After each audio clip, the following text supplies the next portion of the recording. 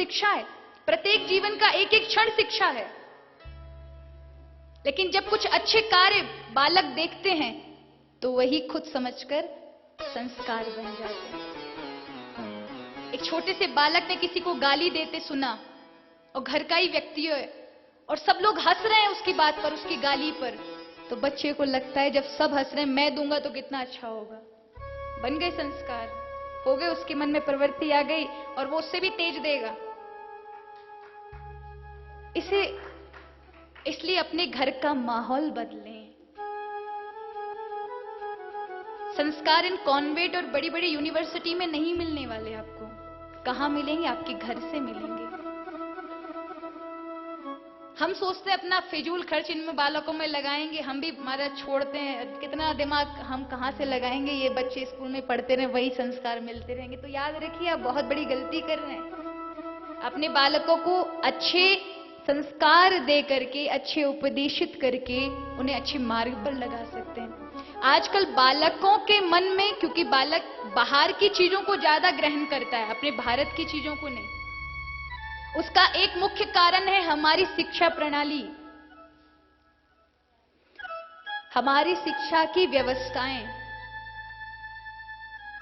हमारी जो शिक्षा व्यवस्था है उसमें अगर आप देखें, आप इस कॉन्वेंट स्कूल की वहां की बुक्स देखें, बच्चों की पुस्तकें देखें, तो उनमें जो महान महान काम किए हैं ना, वो सब विदेशियों ने किए हैं। अपने भारत के लोगों ने तो कुछ किया ही नहीं है। जो भी आता है बस लड़ाई झगड़े आदि, केवल मार खाइए, मात खाइए, हमेशा गुलाम बने तो हम ही बने हैं। बाकी कभी कुछ अच्छा काम हमारे लोगों ने नहीं किया। आज के बच्चे इस भारत को किस दृष्टि से देखते हैं? किताबों की दृष्टि से देखते हैं। पहले की जनरेशन ऐसे क्यों नहीं थी? पहले के लोग, आज से 50 साल पहले के, 100 साल पहले के लोग भारत के लिए अपनी जान तक दे देते थे, राष्ट्र के लिए अपनी जान तक दे देते थे, स्वाभिमान था उनके जीवन। लेकिन आजकल के बालकों के अंदर क्यों नहीं है? उसका कारण है पहले के लोगों ने इस भारत को अर्जुन की आंखों से देखा था, राम की आंखों से देखा था, कृष्ण की आंखों से देखा था।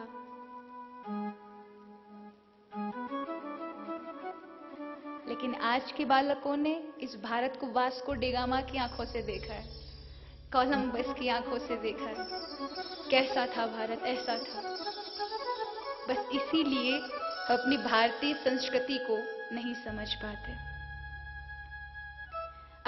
आजकल बहुत से लोग सोचते हैं कि जो हमारे शास्त्र हैं ये मिथोलॉजी है, ये झूठे हैं, ये बनाए गए हैं। लेकिन मैं आपको शास्त्रीय नहीं, वैज्ञानिक प्रमाण भी दे सकती हूं। जो आज की साइंस प्रणाली बनाती आ रही है, जिन चीजों का आज आविष्कार कर रही है, वो सारी चीजें पहले ही सदग्रंथों में अनुभव में ली जा चुकी हैं। अनुभव छोड़िए, जीवन में अपनाई जा चुकी हैं।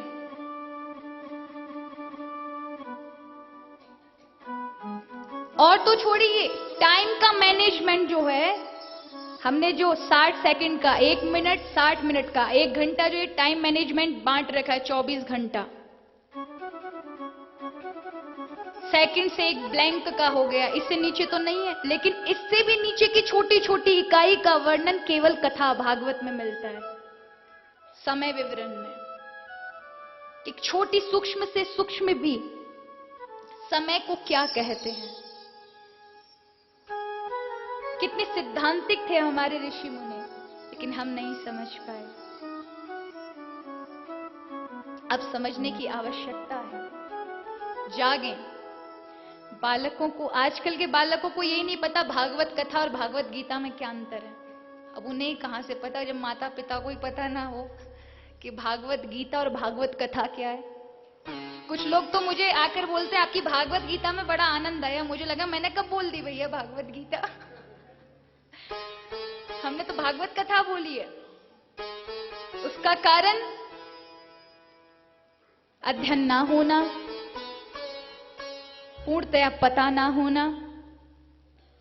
अरे कम से कम आप, पहले तो मैं ये कहूंगी आप स्वाध्याय के लिए समय निकालें। प्रतिदिन 1-2 पन्ना अवश्य अपने शास्त्रों का पढ़ा करें। और नहीं पढ़ सकते, तो कम से कम 2-4 पुराण गीता आदि अपने घर में रखें। तुम नहीं पढ़ोगे तो कोई बालक आएगा, वो देखेगा तो वो पढ़ेगा, कोई तो पढ़ेगा। आपको यकीन नहीं होगा, हमारी माताजी हमारी बहुत सारी किताबें लेके आती थी धार्मिक। अब वो पढ़ती या नहीं पढ़ती हैं वो हमें पता नहीं, लेकिन जब हमने देखा तो हमने पढ़ना आरंभ किया, उनमें बहुत सारी चीजें देखी। क्योंकि अनायास आपकी वो देन सफल हो जाएगी जिस दिन आपका पौधा अपने आप पूछ लेगा, दादी ये क्या है। और जिसने ये पूछा वो जरूर खोलकर भी देखेगा कि ये क्या है।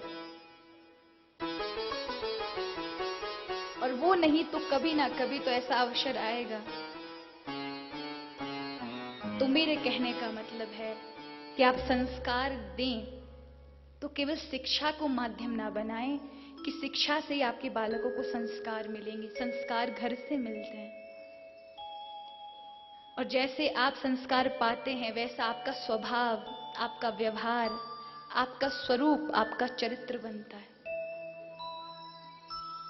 संस्कार ही बिगड़े हों, माता पिता कहते हैं हमने एक ही बच्चे को एक स्कूल में डाला, एक ही शिक्षक ने पढ़ाया, एक ही ट्यूशन करवाया, लेकिन एक बेटा बेकार है और एक अच्छा है। आपने, मुझे समझ में नहीं आ रहा कि आपने शिक्षा व्यवस्था ऐसी क्यों बना दी। आपने ऐसा क्यों सोचा कि वो 2 बच्चों को आपने एक जैसा किया, इसलिए आपने कोई उनमें भेद नहीं किया। दोनों बच्चों को एक स्कूल में पढ़ाया, एक ही अध्यापक पढ़ा रहा है, एक ही सब कुछ कर रहा है, एक ही ट्यूशन पे जा रहे हैं। लेकिन स्कूल के बाद भी तो दोनों की अलग प्रवृत्तियां हो सकती हैं। किसी का मन कहां वो घूमने में जा रहा है, कैसे दोस्तों की संगति में रह रहा है, ये भी तो बहुत महत्वपूर्ण है। शिक्षा केवल स्कूल के टाइम को ही मत जोड़िए, कॉलेज के टाइम को ही मत जोड़िए, उसके बाद का भी दिन होता है। इसलिए जैसे आप माहौल में रहते हैं वैसे ही लोगों के साथ रहकर आपके संस्कार बन जाते हैं। अपने बालकों को धर्म संगति से, सत्कर्मों से जोड़िए, अच्छे कार्यों से जोड़िए। आज लोग नास्तिक नहीं है, आज के बालक बिल्कुल भी नास्तिक नहीं है। हमारी कथाओं बहुत सारे बालक आते हैं, बहुत सारी बालिकाएं, बेटियां आती हैं, भाई लोग आते हैं। उन्हें जब पता होता है कि हम कहां जा रहे हैं और किस लिए जा रहे हैं तो उन्हें आने में संकोच नहीं होगा। लेकिन जब उन्हें पता ही नहीं होगा जिनके यहां जा रहे हैं वो किस लिए जा रहे हैं, क्यों जा रहे हैं, क्यों पूज रहे हैं भगवान कृष्ण, भगवान कृष्ण को उन्होंने जाना नहीं, पहचाना नहीं। अगर भगवान कृष्ण को जानना है, उनके बारे में जानना है तो सबसे पहले गीता जी पढ़ लो। पढ़ लेंगे तो आपको प्रेम हो जाएगा भगवान कृष्ण से। आपने देखा होगा एक मूवी चलती है, कोई एक फिल्म अगर कोई बना ले तो फिल्म को ही देखकर लोग पागल हो जाते हैं उस अभिनेता के लिए। होते हैं कि नहीं, वो तो उससे मिलने तक चले जाते हैं, कहीं आ रहा हो तो उससे मिलने जाएंगे। अरे आप भगवान की वह गीता श्रवण कर लेंगे, गीता सुन लेंगे, भागवत कथा श्रवण कर लेंगे तो आप भगवान कृष्ण से परिचित हो जाएंगे। फिर आप भी दौड़ पड़ेंगे, आपके लिए प्रभु अनजान नहीं रहेंगे। तो आज नैमिषारण्य की भूमि पर सनकादिक ऋषियों ने देखा, पूछा, नारद जी आप बड़े उदास लग रहे हो। कथम ब्रह्मंदिन मुखा कुत्सित चिंता तुरा भवान। अरे संत दुखी रहे ये शोभा देता है। संत के चेहरे पे तो मुस्कुराहट होती है तभी उसकी संतता झलकती है, और वो दुखी रहे, उदास रहे तो उसकी संतता थोड़ी। माना कि ये विकार प्रत्येक प्राणी में है, ये नहीं कि संत कभी उदास नहीं होगा, कभी दुखी, आखिर वो भी तो मानव ही है। ये विकार तो ये सारी चीजें तो उसके शरीर में भी है, लेकिन उसका नियंत्रण होता है उन पर, और सामान्य व्यक्ति का नियंत्रण नहीं होता। एक व्यक्ति क्रोध कर रहा है तो किए जा रहा है, उस क्रोध को वो रोक नहीं सकता। लेकिन कब उसे क्रोध करना चाहिए और कब मुस्कुराहट करनी चाहिए, ये एक संत के हाथ में होता है कि उसे कितना क्रोध करना चाहिए और कितना नहीं करना चाहिए। बेवजह नहीं आएगा, ये विकार परेशान नहीं करेंगे, नियंत्रण में। और साधु किसे कहते हैं? आज पता है बड़े चक्कर में पड़ते हैं हम। मुझे यहां से कहने योग्य वो बात नहीं, लेकिन बता रही हूं, जानकारी होनी चाहिए लोगों को। आजकल हम हर किसी को साधु बोल देते हैं, हर किसी को संत, हर किसी को गुरुजी, हर किसी को महाराज जी, हर किसी को शास्त्री जी, हर किसी को व्यास जी। ये डिग्रियों के नाम हैं, ये पद के नाम हैं। जो भी कोई झोला छाप देखा, महाराज जी, शास्त्री जी, और ये वो गुरु जी, और ये हर किसी को जोड़ दिए, तभी हमेशा भटकते हैं। ये व्यक्ति विशेष के नाम है। शास्त्री उसे कहते हैं जिसने शास्त्र पढ़े हों, जिसने बीएड किया हो,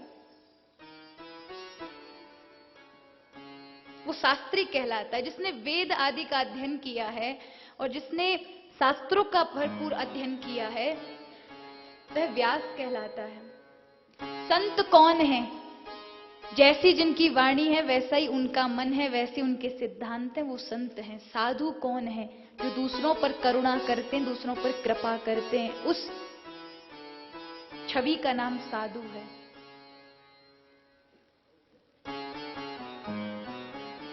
और गुरु शब्द बहुत ऊंचा है। गुरु दो लोगों को ही कहा जाता है।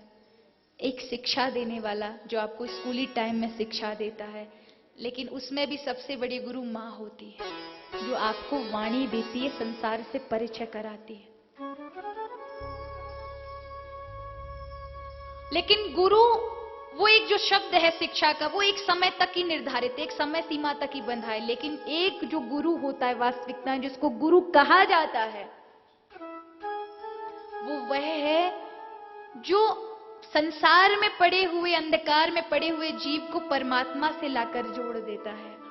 और जोड़ने के बाद वो फिर आपसे कुछ उम्मीद नहीं रखता।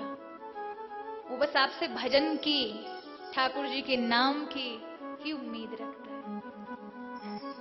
केवल ये नहीं कि ये शिष्य इतना दे दे और ये इतना कर दे, ये इतना हो, इतना हो, तो फिर वो कहां से गुरु है? गुरु देता है, लेता नहीं। गुरु को तो यदि आपसे चाहिए तो वो आपका मन है। गुरु को क्या चाहिए होता है? आपका मन, जो ठाकुर जी में उसे लगाना है कि तुम ठाकुर जी।